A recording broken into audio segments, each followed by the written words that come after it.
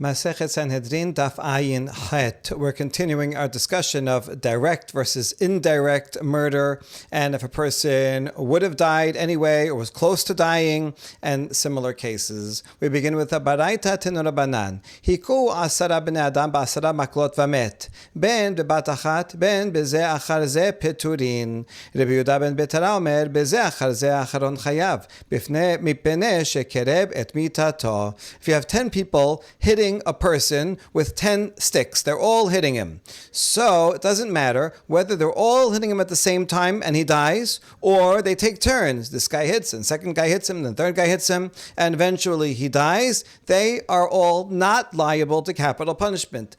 Again, they will be liable to other things, damages, mitabidei shamayim, and so on. However, since this is a group effort, we cannot point to any one person that says, you are the total cause of death, because his death was caused by so many different people. Rabbi Yehuda ben Betara omer, that was Tanakama. Rabbi ben Betara says, if it's ze achar ze acharon chayav, if they're taking turns hitting the guy one after the other, then whoever strikes the final blow from which he dies, even though he was really near death beforehand, and maybe if he waited a while, he would have died, and he was very, very injured.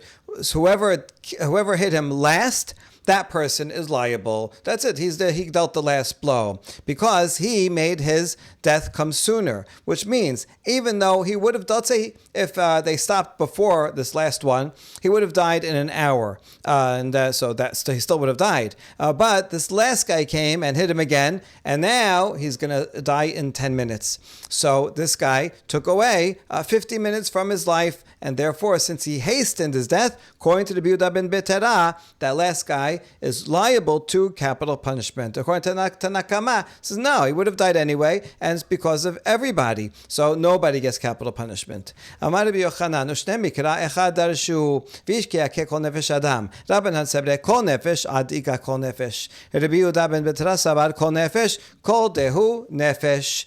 Rabbi Yochanan says they both derive their laws from the same pasuk that says if a person strikes any other person, but it says nefesh adam, the soul of a person. So what does that mean? It actually says kol nefesh, the all of the soul or all of the life. So if you hit and take out all of the life of a person, Rabbanan said that means all of a life until he kills his entire soul, meaning that I'm only liable to capital punishment if this person would have lived, if I didn't do anything, and now that I did something, now he dies. So if he was going to die anyway because 9 other people were hitting him, or we went in round robin and he was hitting, he would have died anyway from the other blows, and I just made it come sooner, but he would have died anyway. So I don't get capital punishment if he would have died anyway, according to Tanakama, because I have to kill all of his soul, meaning I have to be solely responsible for his death.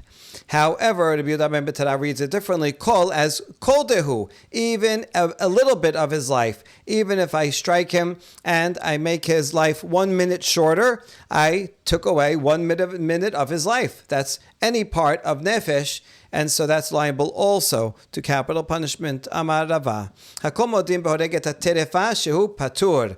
Okay, terefa usually refers to an animal that has a disease and it will not live for 12 months. It's definitely going to die. Here we're applying it to a human being, and so this means a terefa means a person who has such a bad disease or injury that there is no way he's going to live. It's like the Gemara will say in a minute, someone whose esophagus has a hole in it or is sticking out. So he's like a dead man walking. Even if he's walking and right now he has a few last breaths or whatever, but there's no doubt that he's going to die.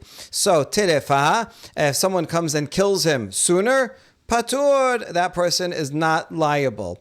Begoses bidei shamayim shehu chayav. And everybody also agrees goses. Goses is someone on his deathbed. That's also close to death, but not as close as a terefa. It's possible for a goses to get better. Person's on his deathbed, and means they call the family, everybody come, the person's dying, he writes his will, all that. But it's not for sure. He doesn't have any body parts sticking out. His esophagus is not sticking out. So he's on his deathbed, and anyone who comes and then kills him while he's on his deathbed certainly is deserving of capital punishment, because right now he is alive. He's legally and physically alive, whereas a terefa, although physically alive, is not considered legally alive.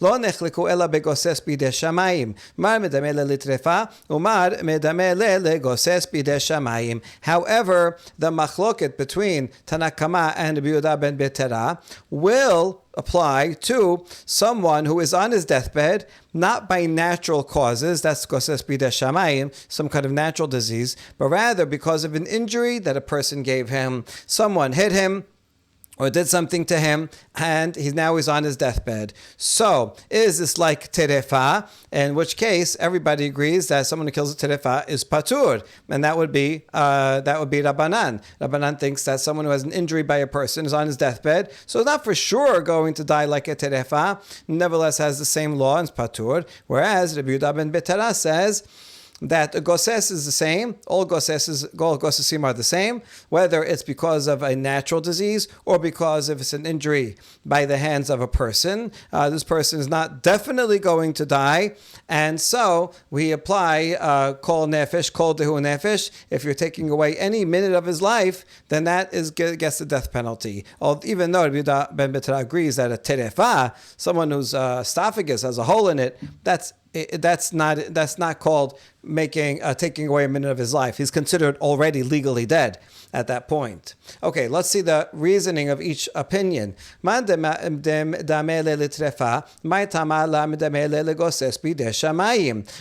the person who says that's like a terefa, that's a Rabbanan, a Tanakama, why does he not compare someone with an injury by a human to a goses who has natural disease? And the answer is goses bidei shamayim la itabed b'maaseh, ha'itabed b'maaseh. Someone who has a natural disease, no action was done to him. Right? He's just sitting there, gets a natural disease, and then he dies. Whereas the person who gets injured by someone else, there was an intervention by another person that caused him to die. And so that is more like a terefa than a goses bidei shamayim. And Rabbi Yehuda ben Betera, he says, he says all gosesim are the same, and therefore one is liable if you cut his life short. Why doesn't he compare it to a terefa? Terefa mechatechi simanim, hala mechatechi simanim. Someone who's terefa, his simanim, that's the trachea or esophagus, are cut, or as if they're cut. It's something like that. He's already foregone a conclusion that he will die. His bodily parts are not connected properly. And so it's as if he's already dead, even if he's still getting a few last pumps of blood and air. So that's not the same as goses, whose body is intact. He has some kind of disease. And so that disease, whether it's natural or it's because of an injury, so it's not 100% that he's going to die, and therefore those are the same, and someone who cuts his life short is therefore liable. Taneh Tana Kamed Rav Sheshat V'ish ki yakeh kol nefesh adam lavi maket chavero ve'en bo kedei lamit uba acher ve'emito shehu chayav. We're going to quote the same pasuk now in a baraita. A Tana, a professional reciter in the yeshivot of the Amoraim, recited this baraita in front of Rav Sheshat. Pasuk says, if a person strikes any soul mortal, or all of the soul of a person, all of the life of a person. That includes a case of one person hits a friend, and he hits him with a blow that is not enough to kill him. And then a second person comes and hits him again, and he dies. That the second person is liable, because the first person, although if he stopped there, so he just hit him, and made him weak, but he would have lived because of that. So that one person has to pay damages or whatever. But it's the second person that brought him from being alive, and he would have lived fully, to killing him. So the second one is liable. Now we examine the statement, this baraita. En bo kedei lamit peshita. Wait a second. If the first guy hit him not enough to kill him, obviously the first guy is not liable, and the second one is liable. So what is this teaching us? Ela yesh bo kedei lamit u'ba'acher ve'mito shu chayav u'stama k'Rabbi Yehuda ben Betera. Rather, the proper wording of the baraita must be the first guy came and killed him. First guy came and hit him with sufficient force to kill him, and just by that he very well may have died. And then the second person comes before he actually dies and hits him again, and then he dies. So we say that the second one is liable, even though if the second one didn't do anything, the guy would have died anyway from the blow of the first man. And according to Tanakama, indeed, the second person would not be liable because the second person, he didn't bring him from life to death. The person would have died anyway. So second person just made his life a little shorter. According to Tanakama, you don't get capital punishment for that. However, this baraita is the opinion of Rabbi Yehuda ben Betera, who says, even though someone is going to die anyway, they're going to die in an hour, and then because the second guy comes and hits him, he dies in a half hour, so he's responsible for taking away a half hour of his life. And even shortening a life is considered a murderer who gets capital punishment according to Rabbi Yehuda ben Betera. Amar Rava, haoreget haterefa patur, utrefa sheharag bifnei betin chayab, shelo bifnei betin patur. Rava says if someone kills a terefa, he is not liable. We saw that already before. That law, because he's basically a dead man walking. He's already considered dead because his vital organs are not connected, and so he's definitely going to die. So if you kill him, there's no capital punishment. And now let's say a terefa, he still has some breath left, and he kills someone else while he as a terefa. So it depends. Does he get capital punishment? If he does it in front of Bet Din, then he is liable. Because if you do a crime in front of Bet Din, right in front of the court, then you actually don't need witnesses because the judges saw it for themselves. They don't need to rely on witnesses if they actually saw it. And since you don't need witnesses and they saw him commit this murder, they take this terefa guy, he's still liable. And they give him capital punishment, he'll die a little bit sooner. However, if it's not in front of Bet Din, and let's say there are witnesses, the witnesses saw the terefa man murder someone else, they come to court. However, in that case, we would not accept their testimony and the guy would get away with murder. Let's see why. If it's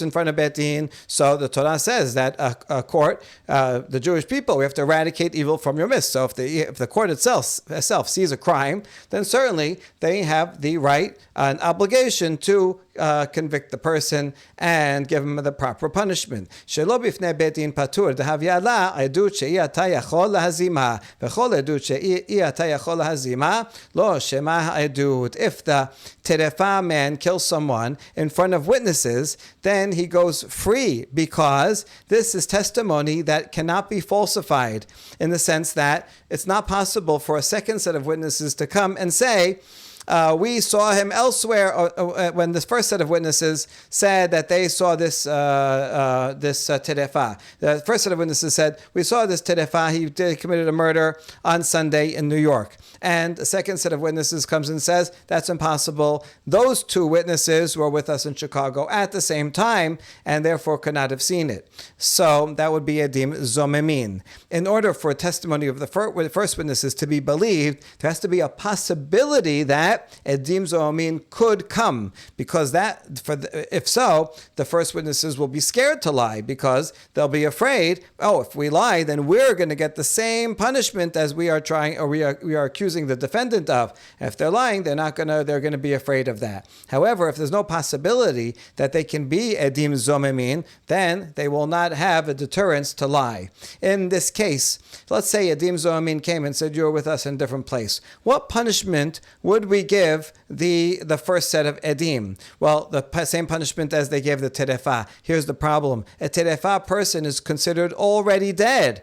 And so they couldn't get capital punishment for testifying about someone who is legally already dead. And since we would not be able to execute the first set of witnesses, even if edim mizimim came, we would not execute them, so they're not scared to lie. Since they have no deterrence to lie, we cannot accept them as truth. And that's why if the terefa commits a murder even in front of witnesses, but not in front of the judges themselves, then we cannot convict him. If it's in front of the judges, then you don't need edut at all. So it doesn't matter if there's no possibility of the edim becoming edim zomimin. Ve'amar Rava, harovea teterefa chayav. So if a man has sexual relations with another man and who is a terefa, he is liable. The one who the non-terefa man is liable to the death penalty. So this is interesting because it's different from murder. If you murder a terefa, patur. However, if one has homosexual relations with a terefa, liable. Why? Terefa shiraba bifnei, we'll see why. Terefa shiraba bifnei betin chayav, shelo bifnei betin patur. This part of the law, however, is the same. If terefa had relations with someone, a male, in front of betin, he is liable because the betin sees the sin themselves. Whereas if it's done in front of witnesses, patur. So that will be for the same reason as before. Bifnei betin chayav dichti bi'atam mikirbecha, shelo bifnei betin patur d'havyala edut shiyata yachol lahazima.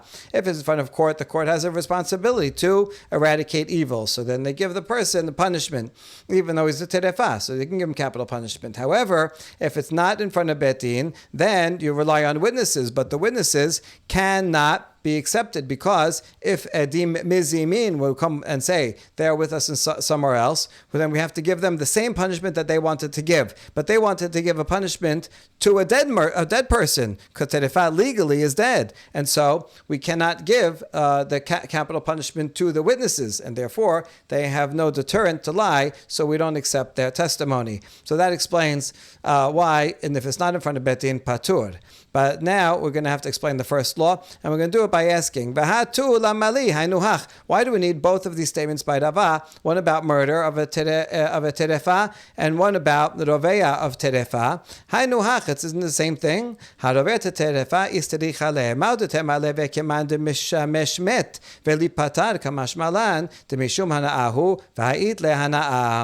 no, I need the case of roveya because I might have thought that if someone has relations with a terefa, it would be the same as having relations with a dead person, necrophilia rather, and that does not get capital punishment, as gross as it is and prohibited, but it doesn't deserve capital punishment. It's not considered an act, even if it's with someone that one is prohibited to when they are alive. And since this person, this terefa, although biologically alive for the moment, he is considered legally dead. So I might think that the other person who has relations with him would not be liable, and therefore it has to come and teach me that that's not so, because the liability for having this illicit relations doesn't depend on the person being legally alive or not, but rather the pleasure that one gets. And since he is biologically alive, so there is still going to be pleasure,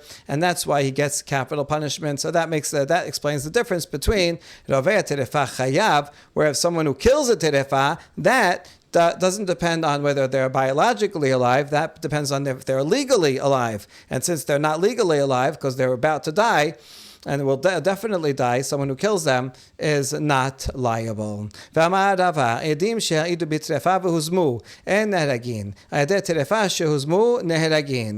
says witnesses that testified about a terefa and they became edim zoamin, they do not get the death penalty. That's the principle we already saw. That because the defendant is a terefa and is already legally dead, so there's no way of giving that same punishment to the witnesses who are fully alive.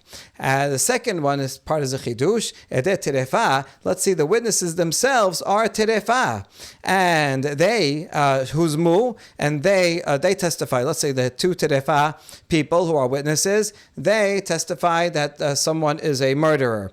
And they said it's in New York on Sunday. And then a second set of witnesses and says, hey, that first set of witnesses, the terefa people, they were with us in Chicago on Sunday. They could not have seen that.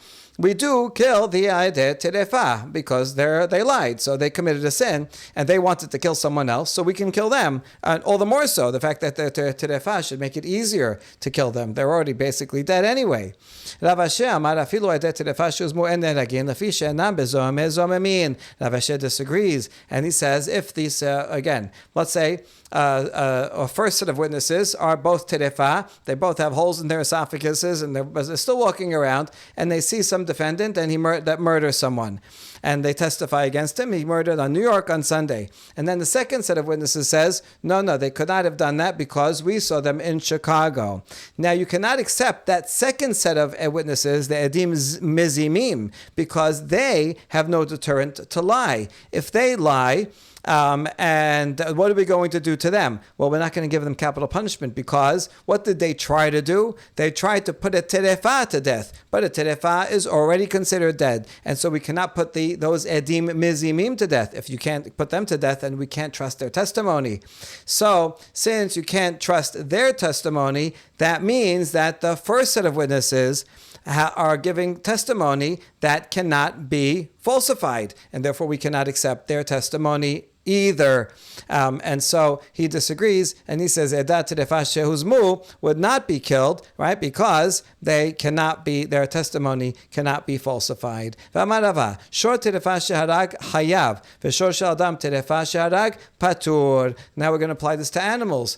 An ox that itself was a terefa. This is a sick ox, and it's not going to live, and it kills someone. Chayav. That's fine. We saw that about a person also who commits murder, who's a terefa, would also get capital punishment. However, if the ox belongs to a person who is a terefa and it kills, then the person is patur. Mai ta'ama amar kira hashor yisakel v'gam be'alav yumat. Kol hechad karina be v'gam be'alav yumat karenan be hashor yisakel. V'chol hechad la karinan be v'gam be'alav yumat la karina be hashor yisakel. Rava taught that if an ox is itself a terefa, you have an ox that is not going to live 12 months, it's very sick, and it kills a person, the ox is liable to the death penalty. And that's the normal law for an ox, and a healthy ox also that kills a person, the ox gets the death penalty. And in this case, we're talking about where two witnesses saw this happen, so the two witnesses are believed because they are falsifiable. If someone would say, these edim, they were with us in somewhere else, well, what were they trying to do? They were trying to make the owner lose an ox, so they would have to pay for the value of the ox. And that would be true no matter what, even if the ox is a terefa. And so that would be liable. However, the ox that is owned by a person and the owner is a terefa, and that ox kills someone, that ox is exempt from the death penalty. Now why? What does the owner being a terefa have to do with the ox not getting the death penalty? Mai ta'ama, because the pasuk says that when a person's ox kills someone, the ox gets killed and the owner also gets killed. Now, in practicality, the owner can pay a fine instead, and we don't actually kill him. But theoretically, in principle, the owner is liable to the death penalty. So now we're going to put these two laws together. Anytime that you can read and can apply that the owner will get the death penalty, then you kill the ox. But if you do not apply the death penalty to the owner, and you cannot, like in this case, because the owner is a terefa, and we already know that someone who's considered already a dead man, if witnesses come and say, we saw this terefa commit murder, we do not give the death penalty to the terefa. So, since you cannot kill the terefa, you cannot apply gam be'alav yumat, so then we cannot apply the first half of hashor isakel either, and that's why the ox does not get killed in that case. That's Rava. Rav Ashi takes it a step further. Rav Ashi Amar afilu shor terefa name sheharag patur mai ta'ama kevan de'ilu be'alim havu petiri shor name patur. Even in the first case of an ox, and the ox itself is a terefa, and it kills someone, you also do not give it the death penalty. Why? In this case, the owner is perfectly healthy. So why don't you kill the ox? Because we're going to, again, compare the two parts of the pasuk, and and say, if the owner had been a terefa, like the ox is, then the owner would not get the death penalty. And so too, since the owner, if he were a terefa, would not get the death penalty, then so too, his ox, which is a terefa, will not get the death penalty. So you can only apply to the ox if the same law would apply to the owner.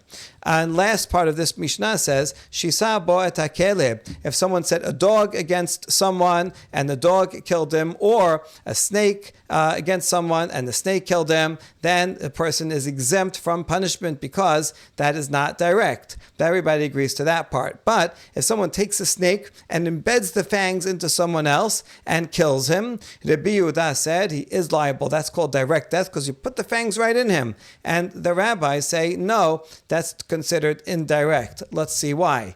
Amar Rav Acha bar Yaakov, Keshet timsalo amar le'divrei Rabbi Yehuda, eres nachash ben shinav hu omed, lefichach makish besayif v'nachash patur. Says if you look into this matter, you'll find that according to Rabbi Yehuda, he thinks that the venom of a snake is already within its fangs. You can see in the picture here the snake venom dripping from the fangs. And in fact, many snakes have hollow fangs or have a groove, and it makes the venom, and the venom is already there, present at the tip of the fangs, ready to poison its victim. And therefore, the person that takes the snake's head and puts the fangs into someone else, that's directly murder. And so the person that does that will get beheaded, which is the normal capital punishment for murder. And the snake didn't do anything. It was forced to put its fangs in someone. Someone put them in. It didn't actually bite a person himself. So therefore, the snake that has no liability, no punishment. That's Rabbi Yehuda. The Divrei Chachamim, eres nachash me'asmohu meki. Lefi nachash b'skila v'makish patur. According to Chamim, the snake creates the venom on its own. It discharges it later on. So it's not already in the fangs. So when the person came and I took a snake and I put it into your skin, but that's not deadly, just fangs. It doesn't have venom yet. And it's the snake that decides, oh, I'm going to make venom and inject the venom at this point after his fangs are already inserted. And therefore that would be considered indirect. And it's the snake that it does the direct action. Therefore, in that case, the snake will get sikila. That's the capital punishment for a snake, like for an ox. And the one who puts it in to his friend will be not liable to capital punishment, although still liable to other things, but not capital punishment because the death was done indirectly. And now we move to the next Mishnah that teaches hamaket chavero ben ba'even ben ba'egrof v'amaduhu lemita והקל ממה שהיה, ולאחר מכאן נכביד ומת חייב. רבי נחמיה אומר, פטור שרגליים לדבר. If someone hits his friend, whether with a rock or with his fist, this language is picking up from the pasuk. It's worth reading the pasuk because we're going to analyze it in depth. וכי ריבון אנשים ויקח איש את רעהו. Two men are fighting, and one man, we'll call him the aggressor, hits his friend, the victim. באבן או באגרוף, here's where the Mishnah got the language, using a stone or with his fist. Presumably, he used enough force and item that it could kill the person. So, if obviously the person died right away, that would be a direct murder and would be liable to capital punishment. But here's what's interesting about this case: the victim does not die, but he goes on he's bedridden. He's not well. If he can get up and walk around outside on a staff, meaning he's not 100% better, he still needs a cane to help support himself, but he's well enough that he can walk around. In that case, the aggressor does not get the death penalty. He only has to pay for the loss of time out of work and for the doctor's bills. So it's giving here this very interesting case. The question is, what actually happened to this guy in the end? Is he walking around and he's totally fine? Well, in that case, case, wouldn't it be kind of obvious that you're not going to give a death penalty to a person? It's attempted murder. Let's say you tried to kill him, but he got better. Well, you're not going to give him a capital punishment for attempted murder. So it sounds like it's a case where the victim eventually died. He got up and walked around for a while, but then a short time later, he dropped dead. In that case, because he was better for a while, we say he died from something else or other complications, but not directly from the blow that the original guy gave, because he walked around and was getting better. So that's why he doesn't get the death penalty. Okay, the Gemara is going to discuss all the different possibilities of reading this Pisukim. So let's see back to the Mishnah. Someone hits his friend with a stone or with a fist, and then the doctor said, no, he's going to die. This is a lethal blow. But then he got a little better from what he had been. And after he got a little better, then he got worse and he died. So the aggressor is liable according to Tanakama. Because even though he got a little better, ultimately he died and he didn't get totally better. So he's liable. Rabbi Nechemia Omer Patur Sheraglaim Ladavar. Rabbi Nechemia, however, says, wait a second, he got a little better. And so that there's basis to say that he would have gotten totally better. So he didn't die from the blow. He died because of something else. That's the machloket. Tenor banan. Etzod darash Rabbi Nechemia. So Rabbi Nechemia, what's his source? From the pasuk that we just read. Im yakum mitalech pachus al mishanto v'nikah hamakeh. Says if he got better, well enough that he can walk around on his staff, then the aggressor is absolved from capital punishment. Now, would you possibly think that the victim is walking around in the marketplace and he lives, he's good, and he doesn't die, because the pasuk doesn't say he dies. The pasuk just said if he's well enough that he can walk on a staff. So would you think that the victim is alive and walking in the marketplace, and still you would kill the aggressor? That's impossible. You wouldn't give capital punishment to someone if the victim never died. Ela זה שעמדו למיתה והקל ממה שהיה, ולאחר כך הכביד ומת שהוא פטור. Rather, this must be a case where this person was hit, and the doctors at first said he's going to die, and then he got a little better, but then he ended up dying. And nevertheless, the pasuk says he is exempt. So this is Rabbi Nechemiah's reading of the pasuk, which makes a lot of sense. So v'Rabbanan, hai v'nikah makeh, mai darshi be. But according to Rabbanan, who say that the aggressor is liable if the person eventually dies, even if he got better in the middle, but he eventually dies, we assume he died from the original blow, and one is liable. So then what Rabbanan going to do with the words v'nikah hamakeh, that the aggressor goes free? In what case would he go free? Why is he going free if the victim remained alive? And so the answer is melamed shechov shinoto. So Rabbanan are actually going to read the Pisukim to say that he hit the person and he went on his deathbed. He was bedridden. He was almost dead, but he got up and he was fine and he lived. This pasuk is talking about a case where the victim eventually lived. And so that's why the aggressor goes free. Now, what do you mean goes free? If the person lived, then there's nothing to even charge him with. We can charge him with murder of someone who's still alive and was going to be alive for a long time. So what's v'nikah makeh? It means that he was in jail from when the aggressor hits the guy, and the victim then goes to the hospital and he's bedridden. We take the aggressor, we put him in jail until we see what's going to happen. If he ends up dying, according to Rabbanan, even if he gets a little better in between, but he ends up dying, then we have the guy in jail and we give him capital punishment. And if he gets better and goes ahead and walks around and lives a happy life ever after, then he goes free. That's what v'nikah hamakeh means. It means actually this teaches us that we should put someone in jail until we know what the result of his actions are. All right, so now we learn a new law, that we put a person in jail while we're waiting to see the outcome of his actions. So if we turn, surely he agrees that this is a good idea, that we should put someone in jail in general, not only this law, but anytime we don't know yet what to do with him, we should put him in jail. So how is he going? Where is he going to derive it? Because Rabbi Nechemia needs v'nikah makeh here, because he assumes this pasuk is about someone a case where the victim actually dies, and you have to teach that even though the victim died, the aggressor goes free, because he got better in between. So that's we need v'neka makeh for the local law. So how is he going to know that you put someone in jail? Yalef mikoshesh. This is from the wood gatherer, and says they didn't know what to do with him, and they placed him under guard. So they placed him in jail. You could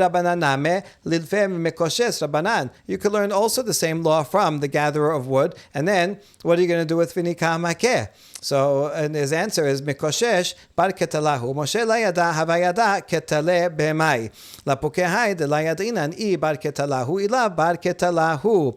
No, the Mikoshesh, everybody knew that he's liable to the death penalty. It says in the Torah that you give death penalty to for Shabbat. However, Moshe just didn't know which type of death penalty. So that's why they put him in jail. So if I only had Mikoshesh Yatzim, I would only know that I put someone in jail if I know they get the death penalty, but I don't know which one. But this case, we don't even know if he's deserving of death or not, because we don't know what's going to happen to the victim. If he gets better and walks in the market and he's good to go, then there's no death penalty. And if he dies, then there is death penalty. So how do I know that even in that case you put someone in jail? That's why I need this pasuk, v'nika hamakeh. You said you're going to learn jail from Mikoshes, but that's not good enough. It doesn't include most cases. So how do you know that you would put someone in jail also for cases where you don't even know what the punishment is going to be? Yalef megadef de la havayada ibar ketalahu v'chabashuhu. Rabbi Yechanan says I could learn from the blasphemer. Then there were these people fighting, and one cursed the name of God while they were fighting, and they put him in jail because they didn't know what to do with him. And in that case, they didn't even know if he deserves capital punishment or not. So that's how we can learn it from there. Rabbanan megadef horat sha'aitav, and Rabbanan, why don't they learn it from there? Well, because they'll say that the blasphemer going to jail was a one-time only event, only for that thing, because they didn't know what to do with him, and they didn't even know if he deserves a punishment, so they put him in jail. But we can't learn from that, which was a one-time event where the Moshe didn't know. We can't learn that it would be true for other cases that come up in the future. So that's why I need this pasuk. And how do we know this distinction between Mikoshesh Yatzim and the blasphemer about what type of punishment he knew or didn't know?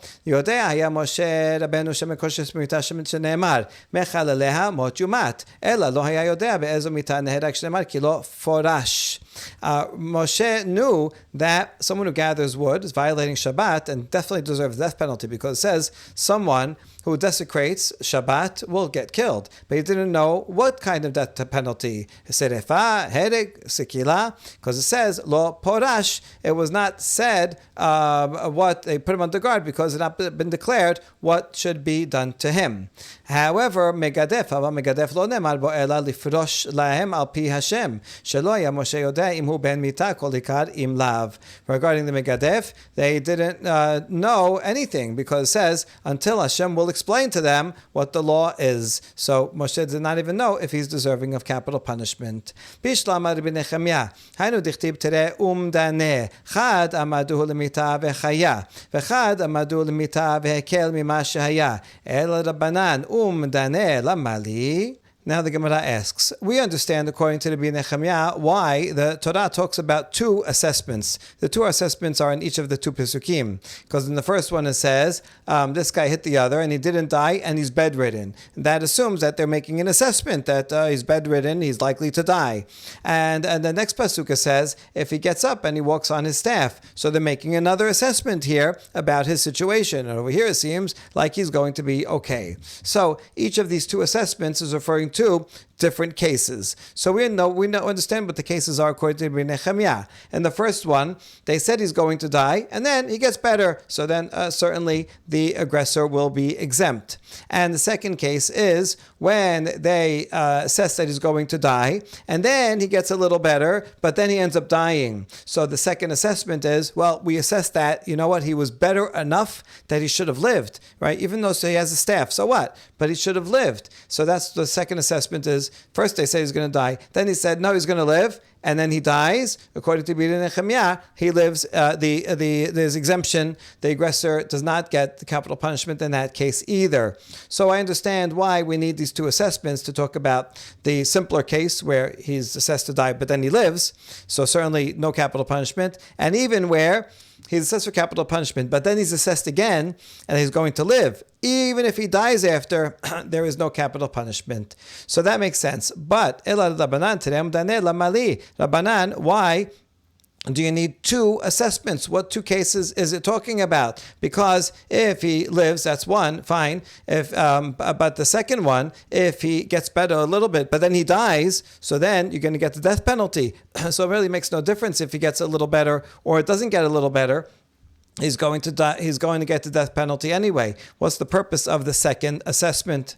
And the answer is, Rabbanan could say, Chad amdu lemita v'chaya, v'chad amdu lechayim v'amet. One is a case where they said, this guy is going to die. And he ends up living. Okay, if he ends up living, then there's no capital punishment. You have to know that because you might have thought that even attempted murder would get the capital punishment. No. If they said that he's going to die, but he lives, then there's no capital punishment. And the second one is, if the doctor, that one guy hits his friend, he's in the hospital. The doctor say he's going to live, he's going to be fine. And then he ends up dying, then also there is no capital punishment because it's the same as if he went to court, the criminal went to court, the defendant, the aggressor, and the court said, you're innocent. Once you say innocent, there's no double jeopardy. The court cannot bring him back and say, oh, you know what, we made a mistake, we changed our minds. So just like a court can change their mind and turn innocent into guilty and give a guy capital punishment, so too, if the doctors say that the victim is going to live, then even if he dies, there's no capital punishment. Okay, so that's an important law. So we ask, where is Rabbi Nechemia going to learn this case of where they assess him for life? Amdu l'chayim v'amet lo sarich kera sherei asami betin zakai. Rabbi Nechemia says, I don't need a pasuk to teach me that case where the doctor said he's going to live and then he dies, that there's no capital punishment, because that's the same as someone going to court and the court says you're innocent, then we don't bring him back for guilt even if they made a mistake. So since I can compare this assessment to a judgment by a betin, I don't need a pasuk to tell me that, but I agree with the law. Te'eno Rabbanan, a baraita, hamaket chavero v'amaduhu lemita v'chaya potrin oto. If someone hits someone else and the doctors say the victim is going to die, but he ends up living, then the aggressor goes free. Amaduhu lemita ve'akel mima shehaya omdim oto Omed Sheni Lemamon. However, if someone hit his friend and the doctor said the victim is going to die, but then he got somewhat better, then we make a second assessment for the purpose of damages, right? Let's say, assume he gets better and he lives, but still there was damages, there was pain, he didn't go to work, there's doctor's bills, so we make an assessment for that reason. Ve'im lachar ken nichbid vamet halech achar omed ha'emsa'id diber Rabbi Nechemia. If after the second assessment he gets worse and he dies, so then we follow the middle assessment, meaning the second one. The middle assessment was that he's going to live, and therefore we assume, listen, although the first assessment said that he was going to die, but the second time the doctors came in order to see how much damages there would be, and they said he's going to live. So we follow that and assume that he was going to live. The fact that he dies afterwards is not directly related to the original blow, and that's why Rabbi Nechemia says that the assailant goes free because they assessed in the middle that he's gonna get better. Hachamim omrim and omed achad omed. Hachamim say you can't give an assessment after an assessment, since in the first assessment the doctor said this blow is bad enough that this person will die. The second assessment is just going to be, if he lives, how much are the damages? But if he turns out dying, we don't say the second assessment proves that, no, he could have lived. No, we don't. The second assessment cannot undo the first one. And the first one said he's going to die. So then we assume if he eventually dies, it was in fact because of the blow, and there is capital punishment. And now there is another baraita. This baraita is going to include only the opinion of Rabbi Nechemia. And it says, Amadu lemita omdimoto lechayim. If at first the doctor said, oh, this blow is so bad, he's going to die, they can come back later and say, a new assessment, you know what, he's going to live. So they can change. Lechayim en omdimoto lemita. But if at first they say, after the blow, one guy hit the other guy, and doctors come and say, this guy will live, then that's it. That's considered like the defendant, the aggressor, goes free, and he's innocent from court. And just like if court cannot change his mind, so too if the doctors come and say, oh no, we changed our mind, he's going to die, the aggressor still does not get capital punishment. So once they say that he's going to live, they cannot change their legal assessment and say he's going to die.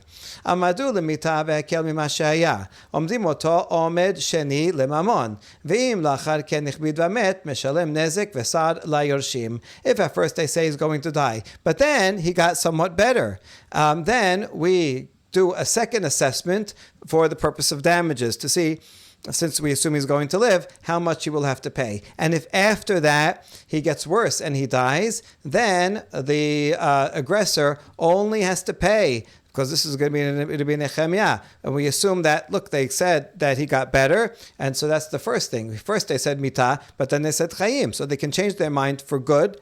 And once they say he's going to live, and here's the assessment of the damage, then even if he ends up dying, there's no death penalty, but he will have to pay whatever he was going to pay for the damages to the victim. The victim's dead, so he'll pay it to the heirs instead. Now, when we assess the value of the damages, at which point, because a person is worth different amounts, and so what are we looking at health-wise and strength-wise in order to assess how much he has to pay? And the answer is Mishah shehikahu stama kiribi Nehemiah. We compare him to the time when he hit him at first, right? We look, how strong was he and healthy was he when he first hit him, and then compare that to the damages now. Rather than find some point in between and compare it to how he got worse or better in the meantime. No, we compare it to before he got hit up till now, and that's how we assess the amount of the damages. And so we see this Stam Baraita follows the opinion of Rabbi Nehemiah. Baruch Adonai Le'olam. Amen ve'amen.